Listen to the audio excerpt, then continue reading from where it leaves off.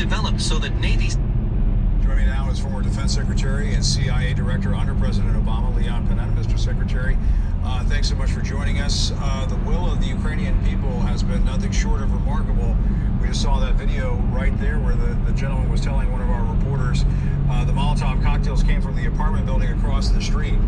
So the Ukrainian citizens are certainly pitching in. But what's your reaction to this news about the town in southern Ukraine that was taken by the Russians, about 100,000 people in that town, in a small naval base? It does show that the Russians are advancing. Well, look, there's no question. We understood from the beginning the overwhelming force that the Russians were using as they invaded the Ukraine. But the encouraging thing is that the Ukrainians are putting up a hell of a fight. We've always known that fighters who are dedicated to their cause sometimes are much better fighters than those who are invading, like the Russians. I think that even though you're going to see some towns fall, what I'm impressed by is that the Ukrainians continue to stall the Russian advance, and I think that's an important message that they need to continue to work at. Yeah, I was just speaking with a Western diplomatic official here in Washington who was saying there's no question the resistance has been stronger than what was anticipated.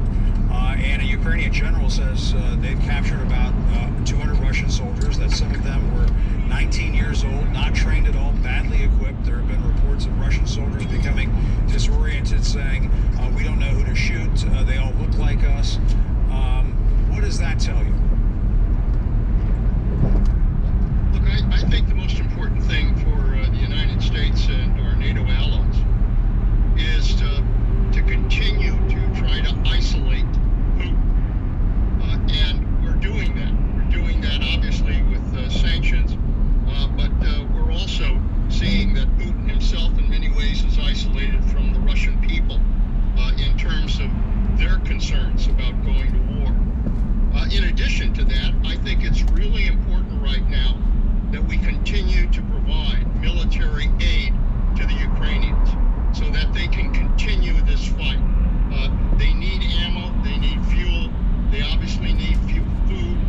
We need to help supply them with what they need in order to carry on this fight.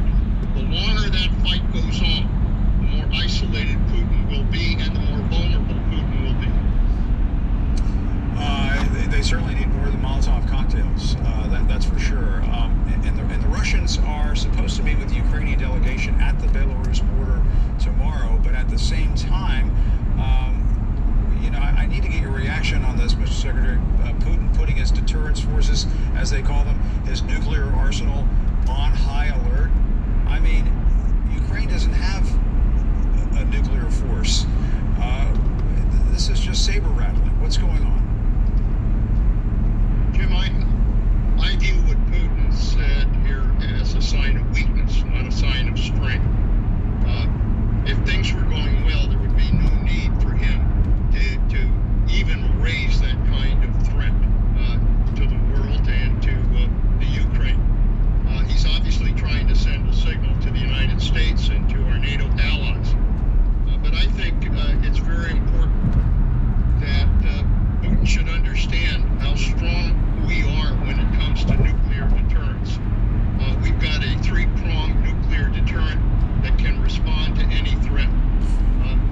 And I think it's important that he understands that if he tries to do anything that might involve nuclear weapons, that he is ending not only the Putin reign, but his regime as well. And the Ukrainian President Zelensky says what Russia is doing shows signs of genocide, and that this isn't just about Ukraine, it's about the beginning of a wider war against Europe. He's calling on citizens all over the world to come and take up arms and fight with the Ukrainians. Some of that obviously is not going to happen, but